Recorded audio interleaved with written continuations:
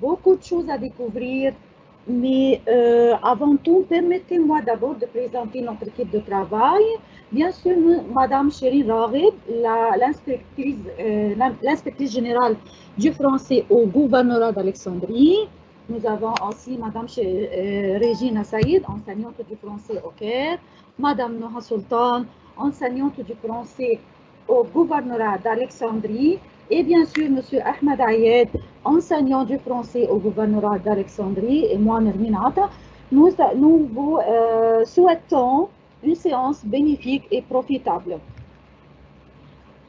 Moi, je vous rappelle, nos chers élèves, que vous pouvez écrire sur le chat si vous voulez demander quelque chose, si vous avez une question, et aussi si vous voulez répondre à nos exercices, vous pouvez écrire tout simplement sur le chat. Bonne séance à tous. Aujourd'hui, qu'est-ce que nous allons travailler ensemble? Nous allons découvrir, travailler beaucoup de choses. Nous avons pour la compréhension écrite un dialogue, si vous voulez, intitulé Famille et profession. Et aussi, on a une leçon de grammaire, l'expression de la durée, comment exprimer la durée. On a aussi exprimé la réprobation et l'embarras, comment exprimer la réprobation ou l'embarras. On a aussi un texte à traduire. On va travailler la traduction à la fin de notre séance. Soyez motivés, nos chers élèves. Nous allons commencer tout de suite. Alors, nous avons un dialogue entre deux personnes. Nous allons découvrir de quoi parle-t-elle et quel est le sujet, quel est le problème peut-être. On va savoir tout de suite. Véronique, vous travaillez, vous êtes médecin et vous avez 3 enfants à la maison. Comment vous organisez-vous? C'est très simple. Mon mari fait les courses le samedi matin pour toute la semaine. Personne ne déjeune à la maison le midi. Comme ça, c'est plus simple.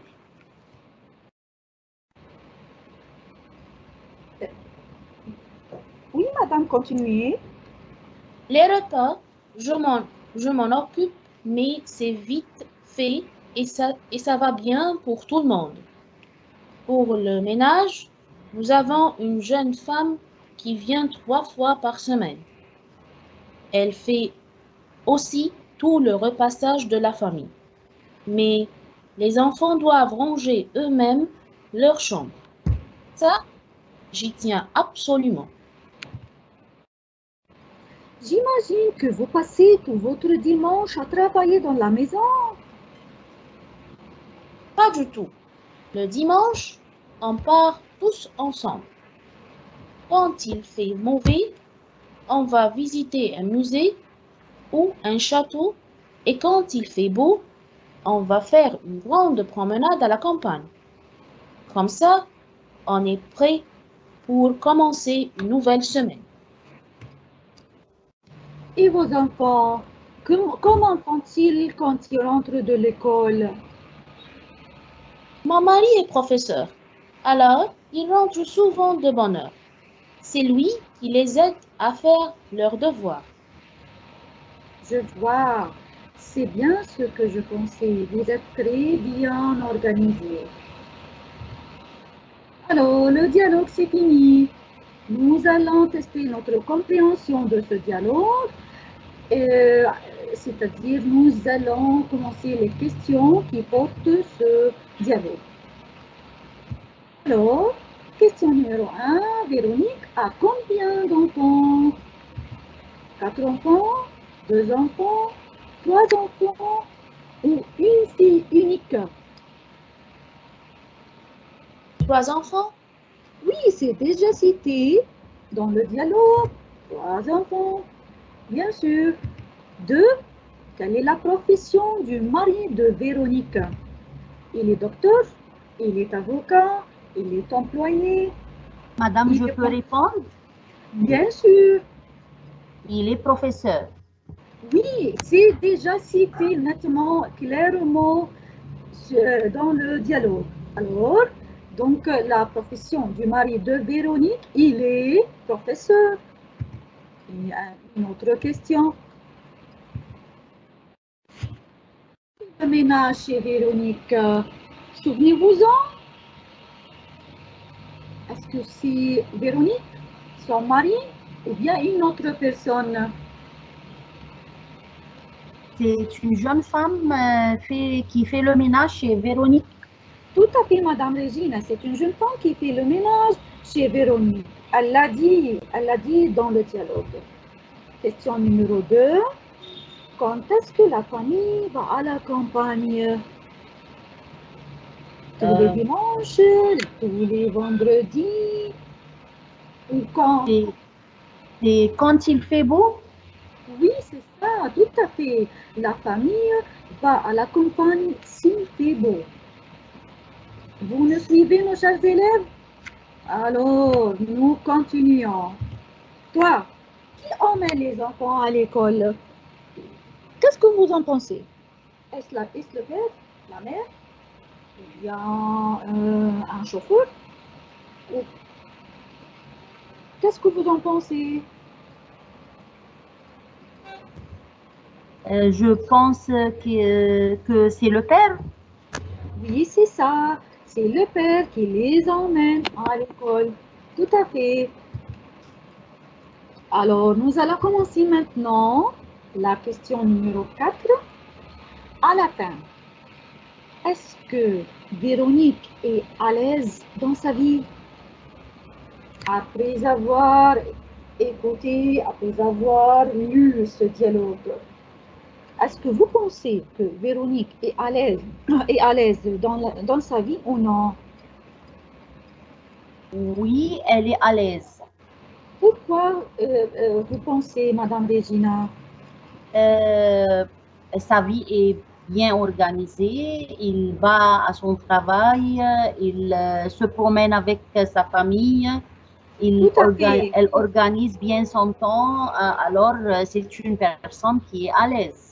Oui, toute sa vie est organisée et tout se passe avec, avec discipline, si vous voulez, avec un système très efficace. Une autre question. Nous allons commencer maintenant les synonymes. Numéro 1, quel est le synonyme de organisé? Bruyant, confus, ordonnancé ou étourdi? Qu'est-ce que vous en pensez? C'est ordonnancé. Ça arrive du verbe ordonner. C'est ça, oui. Alors, la bonne réponse, c'est ordonnancé. Donc, organisé, A pour synonyme ici, ordonnancé. 2, et le synonyme de ranger. Ranger quelque chose. Amasser, amener, débaucher ou ordonner. Je pense que c'est facile. C'est ordonné. Ordonner, parce que amasser, c'est autre chose. C'est tout à fait loin du sens de ce mot. Amener, non, non plus. Débaucher, non, c'est tout à fait loin du sens de ce mot. Donc, la bonne réponse, c'est ordonner. Alors, nous avons maintenant une autre chose. Numéro 3, quel est le synonyme de profession? Profession, ça veut dire quoi?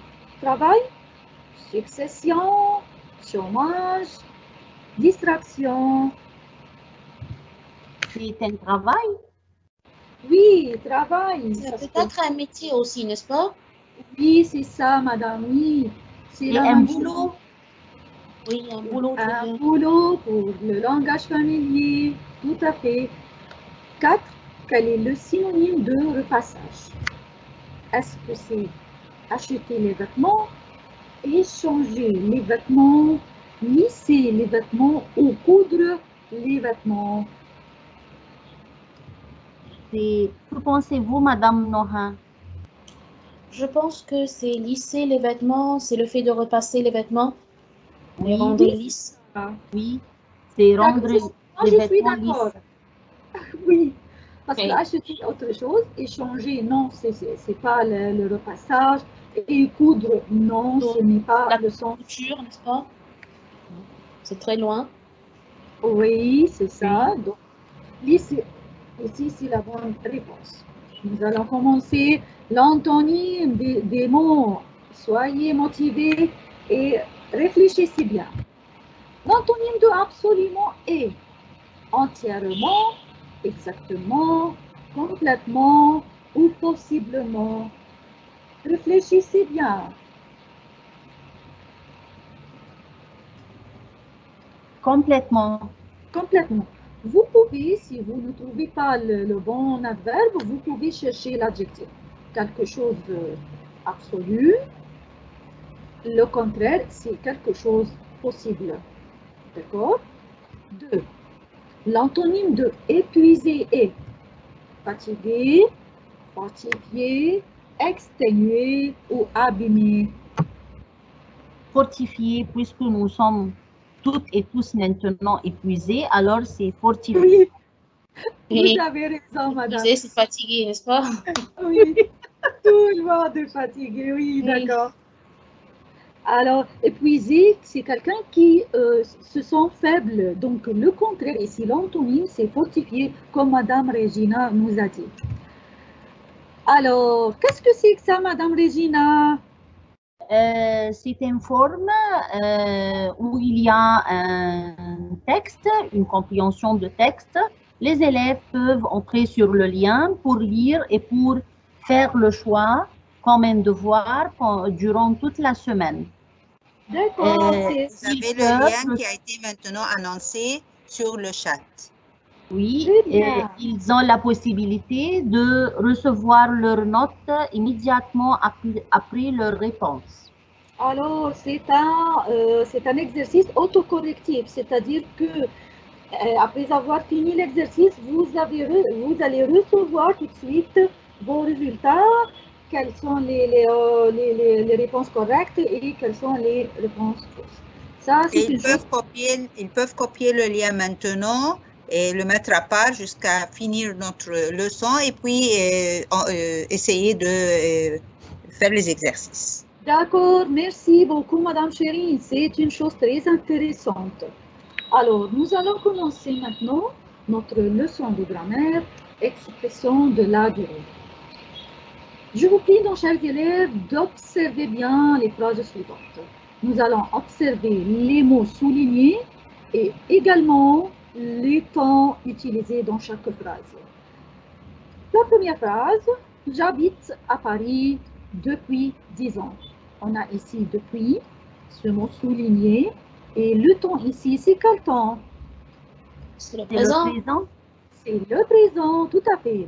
Deuxième exemple, Marc est parti il y a 2 jours. On a ici il y a et est parti. C'est quel temps, nos chers élèves? C'est très facile. Est parti, c'est quel temps? Madame, c'est le passé composé. Oui, bravo, Madame Regina, bravo, vous êtes championne. Youpi! Troisième exemple. Cet exercice est facile. Je l'ai fait en 5 minutes. On a ici 100 et 1 et on a ici je l'ai fait. Je l'ai fait, c'est aussi quel temps? Au passé Passé. composé. Voilà, c'est le passé composé. On a ici, quatrième exemple. Ça fait 2 jours que j'attends ton appel. 2 jours, il attend son appel. Ah, c'est énorme. Il est épuisé. Oui, il est épuisé comme nous. D'accord? On a ici, ça fait et j'attends. Ça fait et c'est quel temps? C'est toujours le présent. Toujours le présent, Madame Regina, vous avez raison. Cinquième exemple, le spectacle va commencer dans 15 minutes. On a ici ce mot souligné dans et va commencer, c'est quel temps? C'est au futur proche. Le futur proche, bien sûr. Alors, après avoir observé ces phrases, nous allons commencer les règles. Nous allons commencer par depuis. Au début, pour commencer, depuis a plusieurs cas, c'est-à-dire depuis peut être utilisé avec plusieurs temps. Nous allons les découvrir maintenant. Depuis plus présent, quand est-ce que je peux utiliser depuis avec un verbe conjugué au présent? Alors, si le moment pris comme repère est le moment du locuteur, c'est-à-dire le présent, si le présent est un point de repère. Voyons un exemple. Oui, Madame Noha, qu'est-ce que nous dit Louise est un ingénieur chez Renault depuis 5 ans. Voilà. Alors ici, on a utilisé depuis avec le présent, parce que Voilà. c'est le présent ici, Oui. et le repère.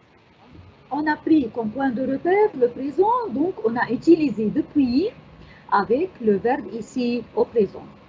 Et un deuxième cas, depuis plus imparfait. Quand est-ce que je peux utiliser depuis avec un verbe conjugué à l'imparfait? Si le moment pris comme repère est situé dans le passé. Je pense que l'exemple va nous déclarer ça. Annie travaillait depuis 2 ans quand elle a eu son premier enfant.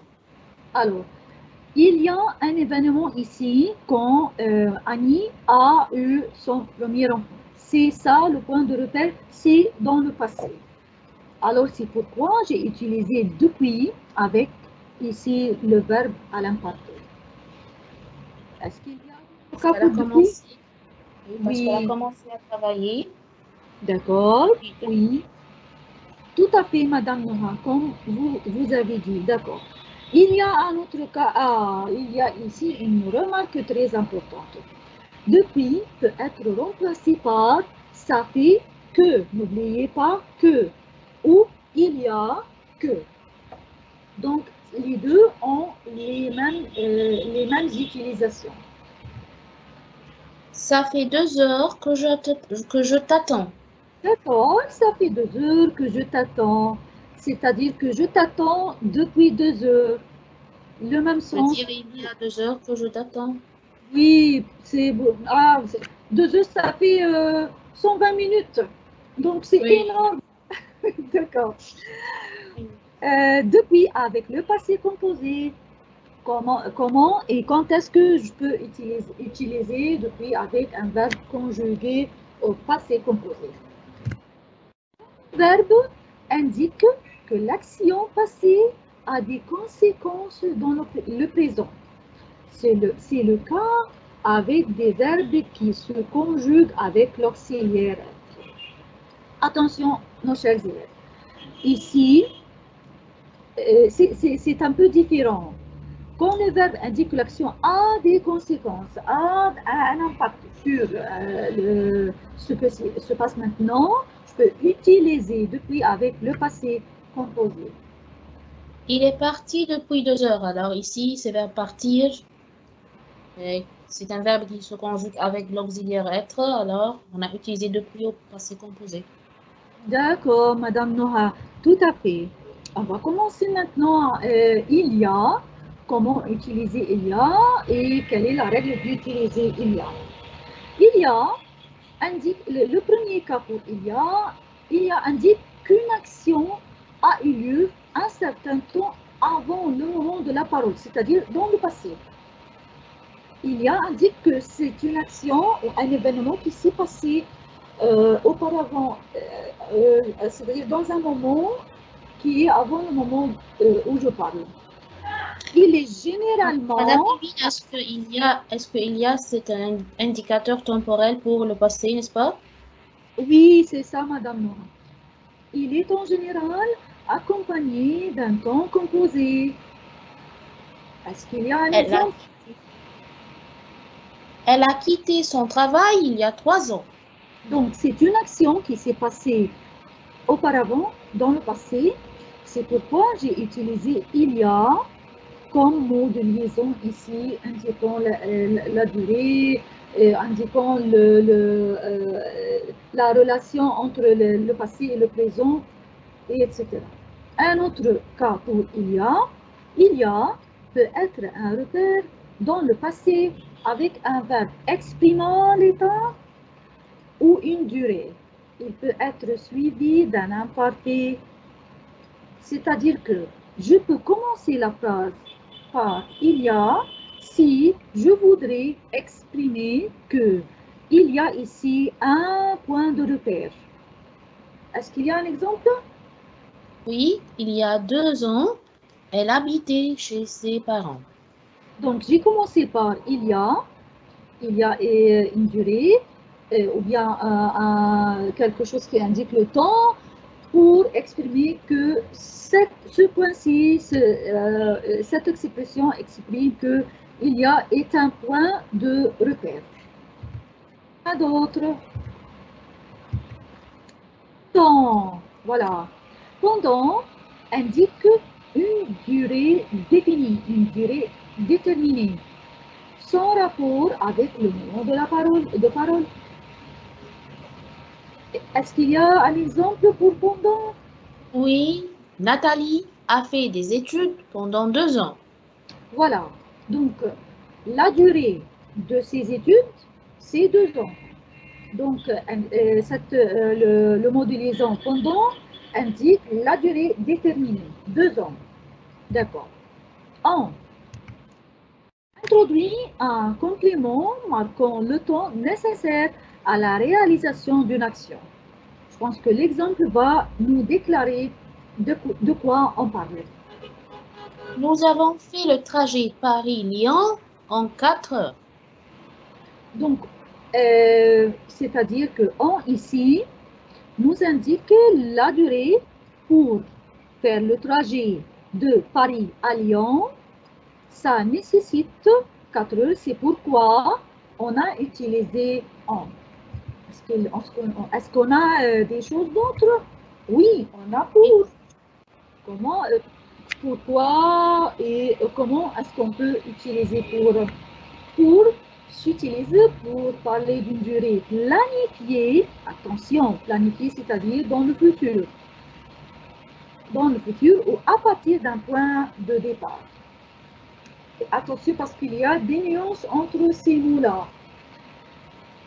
Pour l'exemple, Je suis en arrêt maladie pour 1 semaine. c'est-à-dire d'ici jusqu'à 1 semaine, je dois rester en lit, je dois rester chez moi pendant 1 semaine, d'ici jusqu'à 7 jours après.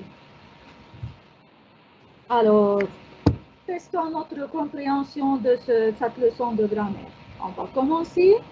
Vous allez répondre à cet exercice en complétant les phrases avec depuis, en, pour, il y a ou pendant. Première phrase. Ils ont étudié 5 ans. Ils ont étudié pendant 5 ans. Voilà, tout à fait, Madame Nora. Ils ont étudié pendant 5 ans. Oui, parce que c'est une durée définie. Voilà, tout à fait. 2. Il neige 1 semaine. Il neige, c'est au présent, alors je peux utiliser depuis. Il neige depuis 1 semaine. Tout à fait, oui. Vous avez raison, Madame Nora. 3. Nous partirons, c'est futur, attention. Nous partirons 15 jours. Alors, c'est le futur et j'ai ici un plan, alors je peux utiliser pour. Nous partirons pour 15 jours. Voilà, oui, tout à fait. 4. Maxime a travaillé à Bordeaux 2 ans. Et puisque le verbe est au passé composé, je dois utiliser ici il y a 2 ans. Voilà. Très bien. Oui, c'est la bonne réponse. Il y a. Numéro 5, Marie se coiffe 5 minutes. En 5 minutes, je pense. Tout à fait, Madame Noah, parce que on vient de dire qu'on exprime la durée nécessaire pour réaliser quelque chose. On a un autre exercice. Ici, on va compléter l'histoire de Marie Dubois et Martin Buisson en utilisant il y a que, avec que peut-être ou non, depuis, pendant ou à partir de. Voyons le texte. On a ici 2 points. 8 ans que Marie Dubois a fait un stage chez Renault. Point, 7 ans, elle a obtenu un emploi chez Fiat. Ou Fiat, peut-être. Elle a quitté cet emploi, elle ne travaille plus chez Fiat. Point, 5 ans. Revenons à la première phrase. Point, Il y a 8 ans. Oui, Il y a 8 ans. Voilà. Oui, parce que j'ai que ici. Oui. Oui, il y a 8 ans parce que c'est un événement qui s'est passé qui avec un verbe conjugué au passé composé. C'est Au passé pourquoi composé. oui, c'est pourquoi j'ai utilisé il y a. Une nouvelle phrase, point, 7 ans, elle a obtenu un emploi chez Fiat. Je vais employer la même réponse. Il y a 7 ans, elle a obtenu un emploi. Tout à fait, parce que c'est la même chose dans les deux phrases. La phrase suivante, elle a quitté cet emploi, elle ne travaille plus chez Fiat. Point, 5 ans. Le verbe ici est au présent. Alors, que pensez-vous? Depuis 5 ans.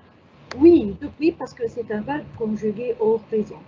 Martin Buisson a commencé ses études à Paris 5 en 1990. Il est resté à Paris 5, point, 3 ans.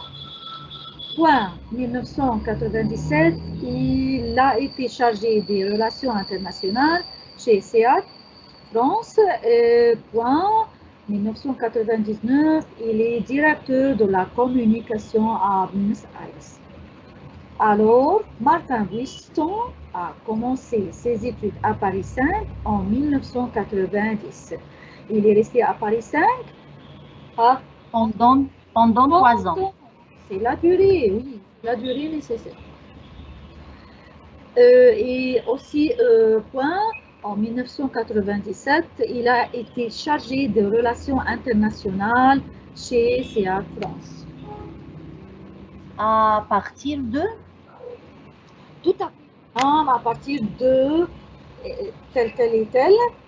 Et la dernière phrase dans cet exercice, en 1999, il est directeur de la communication à Buenos Aires. Alors, depuis, c'est un verbe, oui, c'est ça, c'est un verbe conjugué au présent. Il est directeur au présent, donc on a utilisé depuis. C'est une leçon très intéressante maintenant avec Madame Regina. Comment exprimer la réprobation et l'embarras? alors on va observer quelques exemples de réprobation. Quand même, tu ne devais pas faire le ménage comme ça. Tout de même, je ne trouve pas ça bien du tout. Franchement, je ne suis pas d'accord avec ce que tu fais. On ne peut pas dire que ce soit bien. À ta place, je trouverai une autre solution. Alors, que pensez-vous avec la réprobation? Je pense que la réprobation, c'est une phrase qui exprime le reproche. Pour reprocher quelqu'un, pour dire que je ne suis pas, par exemple, d'accord avec quelqu'un, il est fautif, il a fait une chose que je dois le reprocher, etc. Elle peut exprimer la critique aussi, n'est-ce pas? Oui, exactement. Regardons aussi les exemples d'embarras. Je ne comprends pas. Écoutez, je ne sais pas quoi vous dire. Attendez, on va sûrement trouver une solution, mais là, je ne vois pas. Laissez-moi un peu de temps, je vais en parler à ma femme. Alors là, vraiment, je ne fais pas d'idée. Qu'est-ce que je peux te dire? Laissez-moi réfléchir. Alors, pensez-vous quelle est la différence entre la réprobation et l'embarras? Quand je suis embarrassée, et quand il y a deux choses et je ne peux pas décider laquelle je choisis. Et la réprobation, c'est quand je reproche quelqu'un de faire ou de ne pas faire quelque chose. N'est-ce pas, Madame Regina? Oui, exactement, Madame Nermine. L'embarras, j'hésite toujours entre deux choix. Je ne peux pas prendre la décision ou la bonne décision. Je prends un temps pour réfléchir. Mais la réprobation, je ne suis pas d'accord.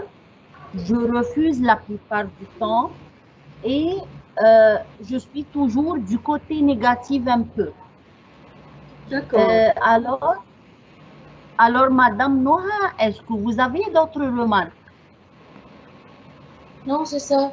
C'est la différence, c'est vrai. La réprobation, c'est un reproche, quelque chose que je critique avec un ton sévère.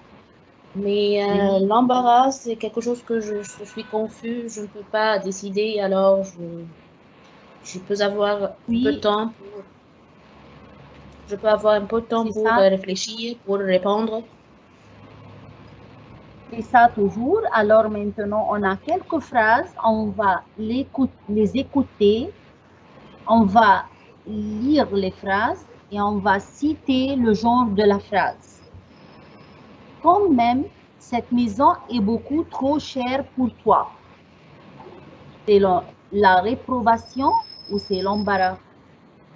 C'est la réprobation parce que je dis mon point de vue qui est peut-être différente ou contraire à celui de l'autre personne. Oui, c'est ça. Excellente, Madame Nermine. Écoute, je ne sais pas très bien. Demande conseil à ton mari. C'est de l'embarras, je ne sais pas répondre alors. Oui, c'est de l'embarras. Très bien. J'ai pas une solution claire, alors va demander la solution d'une autre personne ou de son mari. Qu'est-ce que tu veux que je te dise? Je ne veux pas répondre à ta place. Ici, je suis embarrassée, je ne sais pas quoi dire. Donc, c'est l'embarras. Oui, c'est ça, exactement. Je pense que vous êtes complètement fou d'acheter une voiture aussi grosse. C'est de la réprobation, n'est-ce pas? Oui, il y a ici quelques reproches. Comment vous achetez une voiture comme ça? Alors. Oui, oui. C'est trop grosse cette voiture, c'est trop cher, hein? Oui. D'accord. Alors, numéro 5, cet appartement a un certain charme. C'est vrai, mais je crois que j'attendrai un peu avant de décider. J'attends un peu pour décider, donc je ne peux pas décider, alors c'est l'embarras, n'est-ce pas? Oui, c'est de l'embarras. Numéro 6, écoute, fais comme tu veux, moi je ne sais pas quoi te dire. C'est de la réprobation. Oui, c'est de la réprobation. Numéro 7, je ne suis vraiment pas d'accord avec vous. Elle est très bien cette voiture. Donc, je ne suis pas d'accord, peut-être je suis embarrassée, peut-être je ne peux pas décider, donc c'est l'embarras. Oui, j'ai pas une décision claire, alors je suis embarrassée, alors c'est l'embarras. Alors là, vraiment, je vois pas. Non, je n'ai pas de solution. C'est de la réprobation alors, parce que je n'ai pas de solution. Je ne vois pas. Je ne vois pas clairement ma décision. Je suis contre, alors c'est de la réprobation. Exactement. Et maintenant, avec Madame Noha et Madame Nermine, avec la traduction.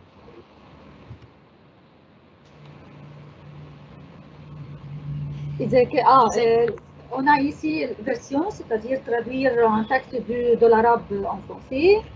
إذا كان لدي المزيد من المال كنت سأشتري جهاز كمبيوتر لأولادي يمكنهم ممارسة الكمبيوتر ولكنهم يلعبون معا أيضا أعتقد أنني سأمنحهم جهازا إذا عملوا جيدا في المدرسة، وهذا سيكون هدية عظيمة لهم. Cherchons alors les temps et les mots difficiles. Je pense que le texte est très facile, mais ce qui est important ici, c'est de bien utiliser la tournure, c'est bien utiliser les temps convenables pour bien construire les phrases et bien traduire le texte sans, si vous voulez, sans abîmer le sens. المزيد من المال, c'est-à-dire المزيد, c'est-à-dire plus d'argent. Oui, Madame Nora, c'est ça. إذا كان, c'est-à-dire on doit utiliser si conditionnel. Si plus imparfait, alors on nous donne conditionnel. Je peux utiliser كان لدي à l'imparfait. Ensuite, s'acheter au conditionnel. Voilà, tout à fait. Comme Madame Noah nous a dit, parce que on a commencé إذا كان لدي, donc c'est une condition. Je dois utiliser l'imparfait et le conditionnel présent, comme Madame Noah vient de nous dire. Et pour traduire le texte tout entier, si j'avais plus d'argent, j'achèterais un ordinateur pour mes enfants. Ils pourraient s'entraîner à l'informatique, mais aussi ils joueraient ensemble. Je crois que je vais leur en offrir un s'ils travaillent bien à l'école. Ça leur fera un beau cadeau. Moi, j'aime les cadeaux. Vous aussi? Oui, beaucoup. Tout le monde aime les cadeaux. Et surtout si c'est un ordinateur. Les enfants s'en foutent d'ordinateur. Tous les élèves s'en foutent d'ordinateur. Si c'est une récompense aussi. Oh, oui, c'est ça. Alors, qu'est-ce qu'on a ici? On a des liens pour, comme vous voyez, pour jouer et s'évaluer. Vous pouvez utiliser ces liens. Vous pouvez, c'est-à-dire utiliser l'application Learning Apps pour tester votre compréhension de notre leçon de grammaire, expression de la durée. Tous ces liens portent sur expression de la durée avec des jeux éducatifs, si vous voulez, avec des exercices éducatifs. Vous pouvez tester votre compréhension et recevoir le résultat tout de suite. Je pense qu'on a les liens sont maintenant sur le chat. Vous pouvez les copier. Merci, Madame Chérine. Vous êtes gentille, Madame Chérine. Merci, merci. Je pense qu'on a un peu de temps pour jeter un coup d'œil sur le devoir. On a peut-être 2-3 minutes. On peut savoir de quoi porte-t-il. Voilà, c'est ça. Si vous utilisez le lien du devoir qu'on vient de vous transmettre sur le chat, mais seulement juste une seconde parce que c'est une... Voilà, c'est le début. Vous avez ici un texte et je pense que ce texte se trouve dans votre manuel scolaire et c'est une opportunité pour vous évaluer en cliquant sur ces choix-là et à la fin, vous voyez, toutes ces questions portent sur ce texte, un texte avec des questions qui sont très intéressantes et vous allez répondre en choisissant et à la fin, vous appuyez sur ce bouton, vous cliquez et vous recevrez la solution ou bien les résultats de vos réponses. Je vous conseille, mes chers élèves, d'utiliser ces liens et d'utiliser aussi les liens qui se trouvent sur le chat pour que vous appreniez d'une façon intéressante et pour que vous assimiliez les leçons que vous étudiez. Alors, malheureusement pour nous, nous avons arrivé maintenant à la fin de notre séance d'aujourd'hui. Permettez-moi, avant de